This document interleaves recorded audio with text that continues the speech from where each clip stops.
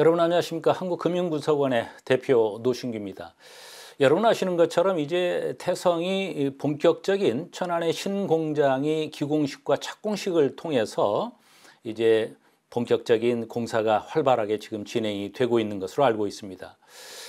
천안의 신공장의 공사의 진척 여부와 무관하게 고객사의 요청에 따라서 제품을 좀 빨리 받을 수 있는 방법을 좀 강구해달라라는 요청이 있어서 태성은 지금 천안 신공장 주변에 대규모의 임대 공장을 임대 계약을 하고 지금 생산 체제를 활발하게 진행되고 있는 것으로 알고 있습니다. 따라서 신공장은 신공장대로 지금 공사가 잘 진행 중에 있고요. 임대 공장도 생산 체제에 진입돼 있다. 이렇게 볼 수 있겠습니다. 자, 오늘은 최근에 지난 15일 날 중국에서 전기차 배터리 안전 기준을 발표했거든요. 그 전기차의 안전 기준에 대해서 한번 알아보도록 하겠습니다. 얼마 전에 제가 전기차의 캐즘에 대해서 말씀을 드릴 때 단순하게 혁신적인 제품이 일시적인 침체기를 극복하고 본격적인 수요 시장으로 점프하는 과정에 캐즘 구간이라는 것이 있다 이런 말씀을 드렸는데요. 다른 제품과 달리 이 2차 전지 배터리에서의 캐즘을 극복하기 위해서는 단순한 수요 공급뿐만 아니라 스스로 배터리 자체에서의 극복해야 할 과제, 문제점들이 많이 있습니다. 첫 번째로 충전 시간이 과도하게 길다라고 하는 부분이 있을 수 있고요. 두 번째, 대단히 중량이 전기차 배터리 자체가 전기차의 바닥에 완전히 깔려져 있기 때문에 중량이 대단히 무겁습니다. 그러다 보니까 전기차용에 별도 타이어가 있어야 되고 또 전기자동차는 기계식 주차 타워에는 또 진입이 불가능하고 이런 중량 문제 때문에 그러는 것이죠.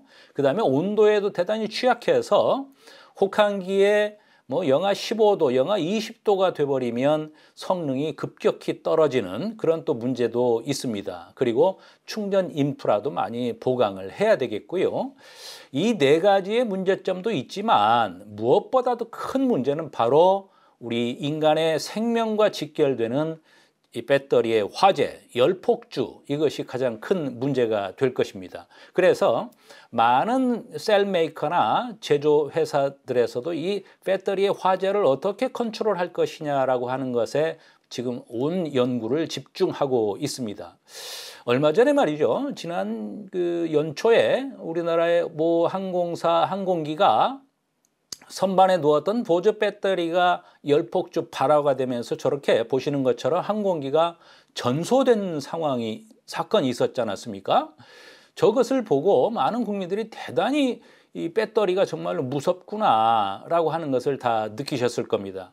지금 만약에 저 항공기가 하늘을 날고 있을 때 저런 상황이 발생한다면 정말로 끔찍한 일이죠. 그래서 배터리의 화재, 열폭주를 어떻게 컨트롤할 것이냐라고 해서 국내에서도 지난 2월 달에 국토교통부에서 배터리 안전 기준을 좀 발표를 했었지 않았습니까?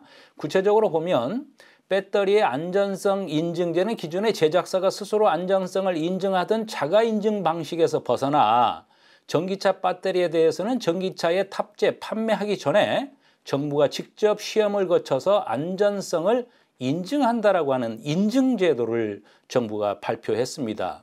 세부적으로 보게 되면 여러 항목들이 있습니다만 시험 항목 중에 열충격 시험, 연소 시험, 과열 방지 시험, 단락 시험, 과충전 시험, 과방전 시험, 과전류 시험, 진동 시험, 충격 시험, 압착 시험, 낙하 시험, 침수 시험. 침수 시험이라는 건 물속에 빠뜨린다는 것이죠. 이처럼 여러 형태의 시험을 통과해야 안정성을 인증하겠다라고 하는 것이죠. 자, 여기서 하나 빠진 것은 그러면 이 안전성이 통과가 안 되면 어떨 것이냐, 어떻게 되느냐라고 하는 부분이 조금 자세하게 기술되지 않아서 조금 미완이다 이런 평가를 받고 있습니다.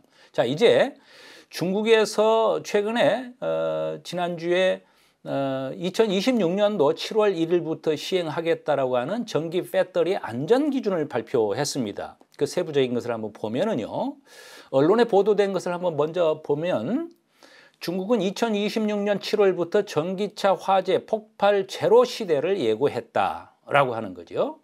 열 확산 방지 테스트를 의무화하고 거기에 통과해야만 배터리 안전 기준을 통과한 것으로 인증을 하겠다. 이 얘기가 바로 이제 중국에서 발표한 전기차 배터리의 인증 제도거든요. 중국 정부가 발표한 내용을 보게 되면 기사 내용을 한번 읽어드리죠. 중국 정부가 전기자동차 배터리 안전에 대해서 전례없는 수준의 규제를 강화해서 화재 폭발 제로 시대를 예고했다. 17일 카니우스 차이나에 따르면 중국의 공업정보화부는 우리나라로 얘기하자면 산업통상부나 중소벤처기업부 여기에 해당한다고 볼 수가 있겠죠.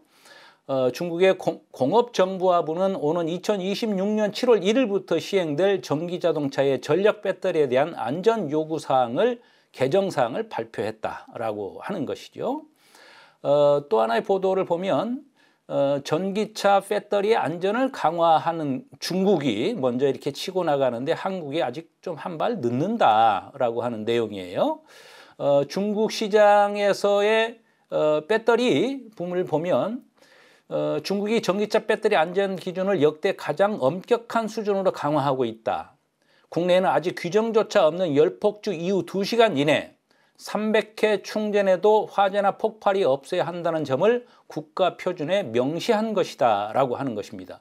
자, 그러면 이 부분들을 제가 이제 요점을 한번 간략하게 정리를 해봤어요. 하나씩 보게 되면 원래 중국 정부는 2020년도에 이런 규제안을 발표를 했었던 적이 있습니다. 2020년도에 전기차에 열이 폭주가 돼서 열이 급속도로 점점 올라가게 되면 예를 들어서 음극재가 60도 이상을 넘어간다랄지 90도 이상을 넘어가게 되게 되면 화재 전 5분 전에 반드시 경고 사인을 줘야 된다라고 하는 것이 2020년도에 발표됐던 중국의 배터리 안전 기준안이거든요. 이제 그 5분을 2시간 이내에 의무화하도록 규정을 대폭 강화했다. 그러니까 양극재, 음극재에서 여러 가지 형식의 전기 화학 반응에 의해서 60도, 90도, 150도 이렇게 온도가 올라가게 되면 바로 사용자에게 또는 탑승자에게 시그널을 주도록 이렇게 규정을 강화했다라고 하는 것이 특징이고요. 두 번째는 지금 얼마 전에 인천 청라지구에서 전기자동차가 열폭주로 화재가 발생을 한 것을 계기로 해서 정부는 고속 충전을 금지한다. 이 얘기를 발표를 했었던 적이 있지 않습니까? 그런데 이제 전문가 사이에서도 과연 고속 충전이 반드시 열폭주와 관련이 있냐라고 하는 의견도 없잖아 있어요. 그렇지만 어찌됐든 고속 충전이라고 하는 것이 화재 폭발의 위험성이 좀 상존하고 있기 때문에 중국 정부에서는 300회 이상의 고속 충전을 할지라도 화재 폭발이 없어야 한다라고 하는 규정을 이번 규정에 삽입이 됐다라고 하는 것이고요. 충격 테스트에서 누출, 균열, 발화, 폭발을 하게 되면 불합격하겠다라고 하는 것이 들어가 있습니다. 열폭주를 억제할 수 있는 시스템을 구축하거나 소재를 개발해야 하고 또는 고도의 신뢰성을 갖춘 셀 설계를 해야 하고 그리고 고속 충전 시의 내구성을 강화한다라고 하는 이 네 가지의 기준안을 보면 전 세계 어느 나라도 지금 이 기준안을 사실은 못 맞출 겁니다. 그런데 지금 중국 정부가 내년이죠. 내년 한 1년 몇 개월 남았지 않습니까? 내년에 이 제도를 시행하겠다라고 지금 선언을 했어요. 그렇게 되면 중국 정부가 저 정책을 하게 되면 아마 이 중국의 이 배터리 안전 기준안이 아마 글로벌 배터리 안전 기준으로 상향 평준화될 가능성이 대단히 농후하다. 즉 한국이나 일본도 이 중국의 안전 기준안을 그대로 따를 수밖에 없을 것이다 라고 하는 겁니다. 그런데 중국에는 복합동박이라는 소재가 이미 오래전에 있기 때문에 어느 정도 저기를 충족할 수 있으나 대한민국이나 일본에는 아직 복합동박 소재가 확산이 아직 안 되어 있기 때문에 지금 시급하게 그 분야의 소재도 연구해야 할 과제가 아닌가 이렇게 생각이 됩니다. 자, 그러면 배터리의 열폭주에 대해서 한번 잠깐 알아보도록 하지요. 배터리의 열폭주라고 하는 것은 지난번 시간에도 잠깐 제가 말씀을 드렸는데 한번 복습 차원의 말씀을 좀 드리면 배터리의 열폭주, 화학적 반응에 의해서 화학적 열 교환하면서 이제 열이 올라오지 않겠습니까? 좀 전에 말씀드린 것처럼 중국 정부는 음극재의 한도의 온도를 60도 이렇게 지금 얘기하고 있고요. 보통 우리나라는 지금 90도, 뭐 양극재는 150도 이상이 되면 위험하다 이렇게 지금 돼 있는데요. 중국은 더 좀 허들을 높게 하고 있다 이렇게 볼 수 있습니다. 이 전기화학 반응, 전기차의 배터리다라고 하게 되면 많은 분들께서 전기 파트로 이렇게 많이 생각들을 하시잖아요. 그런데 사실은 2차 전지의 배터리는 전기 파트보다도 화학적 파트가 훨씬 많습니다. 그래서 LG화학이 배터리를 먼저 개발하지 않았습니까? 그래서 전기화학 반응에서의 나오는 열 교환, 열 반응을 어떻게 컨트롤할 것이냐라고 하는 부분, 저게 컨트롤이 안 되면 열 폭주로 돼서 화재로 연결이 되겠지요. 자, 그리고 배터리의 과충전, 조금 전에도 나왔습니다만은 과충전을 하게 되면 전해들이 열분해를 되면서 리튬 금속이 셀 내부에 침전이 되고 그것이 분리막을 침공을 하고 침전이 돼서 단락 현상이 발생을 한다. 그래서 열폭주가 나온다라고 하는 것도 하나가 이유가 될 것이고요. 두 번째, 덴트라이트라고 하는 것이 있는데요. 우리가 이제 충전이라고 하는 과정은 양극에서 음극으로 이온이 이제 전달되는 과정이 있잖아요. 그런 과정에 음극 표면에 나뭇가지 모양의 결정체가 이렇게 성장을 하는데 예를 하나 들어드리면 우리가 한겨울에 밖에 온도가 뭐 아주 뭐 10도, 영하 10도, 20도 뭐 이렇게 아주 추운 겨울에 현관의 창문을 자세히 보면 성에가 나뭇잎 모양으로 이렇게 성에가 얼어붙어서 나뭇잎 모양으로 이렇게 얼려져 있는 이런 것도 볼 수 있잖아요. 그 성의 결정체가 얼어가지고 말이죠. 그와 같이 음극재 표면에 나뭇가지 모양 형태로 이게 결정체가 생기는 것이 있거든요. 그걸 우리가 덴드라이트다라고 하는데 그 결정체가 점점 성장을 해서 이 지지체를 훼손하거나 또는 분리막을 훼손하게 되면 단락 현상이 발생을 하겠죠. 그렇게 돼버리면 열폭주에 의해서 화재가 발생을 한다라고 볼 수 있고요. 과방전이라고 하는 것은 아까 충전의 이제 반대말이잖아요. 음극에서 양극으로 이제 이온화가 될 텐데 과방전 상태가 되면 동박이 산화, 즉 부식하거나 이런 현상이 생겨서 구리 이온이 분리막을 뚫고 들어가서 단락이 또 일어날 수 있다라고 하는 것이고요. 또 이게 외부 충격, 이 자동차 같은 경우나 이런 경우는 어떤 형태든 충격이 있을 수밖에 없습니다. 뭐 과속 방지턱을 뭐 세게 지나간다든가 또는 뭐 어디에 추돌을 할 수도 있는 거고요. 자동차라고 하는 것은 우리가 운행 과정에 어떤 형태든 다양한 충격이 가해질 수 있습니다. 이렇게 다양한 충격이 누적되고 누적돼서 찍히거나 눌리거나 꺾이거나 과도한 압력 등으로 해서 전지 내부에 단락이 발생을 하게 되면 배터리에 열폭주로 화재가 발생한다라고 하는 것이죠. 자, 그렇게 되면 지금 보시는 것처럼 배터리의 열폭주에는 다양한 형태의 원인이 있는데 전기화학 반응에 의해서 열이 지속적으로 상승한다라고 하는 것은 이제 많이 지금 우리가 연구를 하고 있어서 컨트롤 좀 할 수 있을 법도 한데요.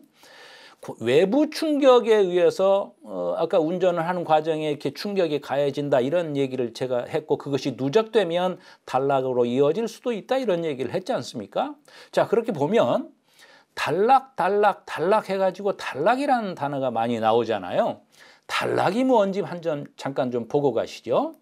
단락이라고 하게 되면 어떤 분들은 단락 하니까 끊어졌나 보다. 선이 끊어졌나 이렇게 생각하시는 분들이 계시는데요. 단락, 저 락자가 끊어질 락이 아니고요. 이어질 락입니다. 그러니까 이어졌다, 붙었다, 들러붙었다 라고 하는 거예요. 전류가 비상적으로 흘러서 높은 열이 발생하는 저 단락. 그렇게 되면 우리가 합선 이렇게 이해하신 분도 계시잖아요. 근데 합선과 단락은 조금 전기공학적에서 좀 다릅니다. 합선이라고 하는 것은 전선이나 회로에서 비정상적인 전기적 결합이 일어나는 상황을 우리가 이제 합선이다 그러는데요. 왜 뉴스에서도 전기 합선에 의한 화재 뉴스도 우리가 종종 보지 않습니까? 전기가 저렇게 합선이 되면 강력한 스파크에 의해서 열이 발생하고 불꽃이 발생하는 저걸 우리 이제 합선이다 그러는데요. 우리 배터리 전기에서의 단락이라고 하는 것은 저 합선 개념하고는 약간 다르죠. 물론 합선이라고 하는 것과 단락이 전혀 다른 말이다라고 볼 수는 없지만 단락이라고 하는 것은 단순한 어떤 회로나 전선의 결합을 떠나서 아까 말씀드린 것처럼 양극재와 음극재가 서로 접촉이 된다거나 또는 양극재나 음극재가 서로 섞인다거나 뭐 이런 현상에 의해서 전류가 흐르는 거죠. 그래서 비정상적인 전류가 흘렀을 때 아주 높은 열이 발생하는 것, 이것을 우리가 전기공학에서의 단락이다 이렇게 얘기합니다. 자, 그러면 지금 중국 정부에서도 그렇고 대한민국 정부에서도 이 단락, 2차 전지 배터리에서의 단락을 어떻게 컨트롤하고 어떻게 그 단락을 예방할 것이냐라고 하는 것이 지금 과제인데요. 지금 그 중국의 어떤 태성하고 직접적 관련이 있는 회사입니다. 그 회사에서 이 복합동박과 동박 소재에 총을 쏘거나 또는 수백 톤에 달하는 엄청난 쇳덩어리에 압력을 가하거나 누르거나 했을 때의 실험을 했습니다. 한번 영상을 잠깐 보도록 하실까요?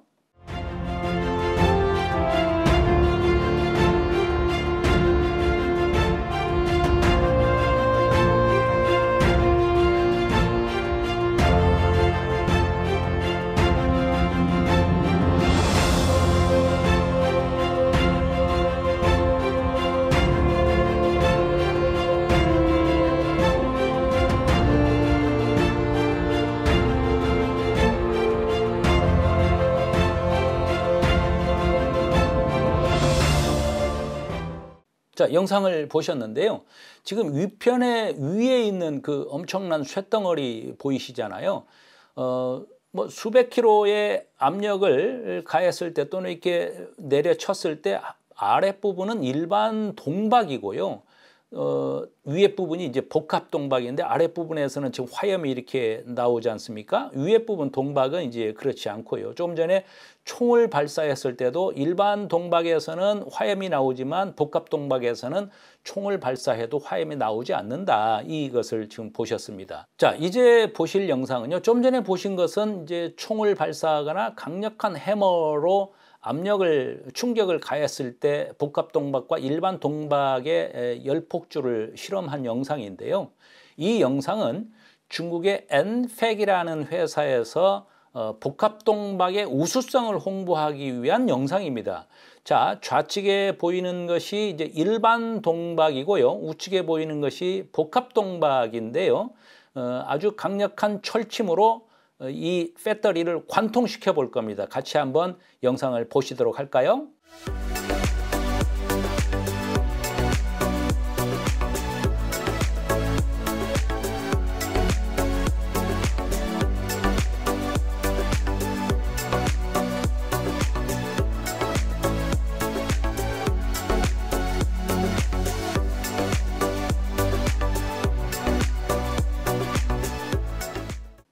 자, 지금 보신 것처럼 말이죠. 단락이 됐을 때 지금 영상에서 보신 것처럼 일반 동박인 경우에는 저렇게 열폭주가 발생한 것을 보셨지 않았습니까? 그에 반해서 복합 동박은 철침의 침술 테스트가 해봤는데 아무런 문제가 없다라고 하는 겁니다. 자, 그래서 이 전기차의 열폭주에 단락이라고 하는 부분에 있어서 태성의 복합동박이 과연 게임 체인저로서의 역할을 할 것이냐라고 하는 것이 이제 관전 포인트지 않습니까?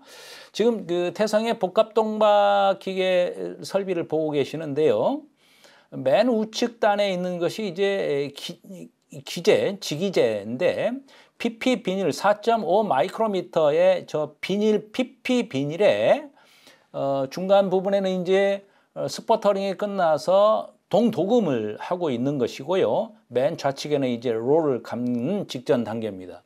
이 복합동박이라고 하는 자체가 여러 차례 제가 설명을 드렸다시피 4.5 마이크로미터의 PP 필름의 양단에 아연 도금과 함께 스퍼터링을 하고 그 다음에 동도금 1 마이크로미터씩의 동도금을 했다라고 하는 거죠. 그러다 보니까 순수하게 동으로만 되어 있는 약 4.5나 또는 6.5 기본적으로 우리나라에서 동박에 나오는 그 두께가 말이죠. 동박 말하는 거예요. 동박의 두께가 4.5 하이엔드급의 4.5 마이크로미터 동박도 있고요.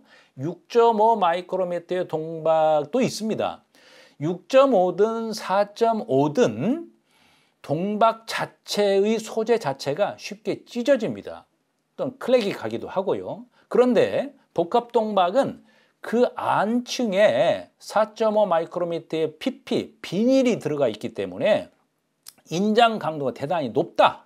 고인장력이다. 그리고 연신이라고 하는 것은 늘어난다는 거거든요. 고연신이다. 비닐이 안에 들어있으니까 늘어나겠죠.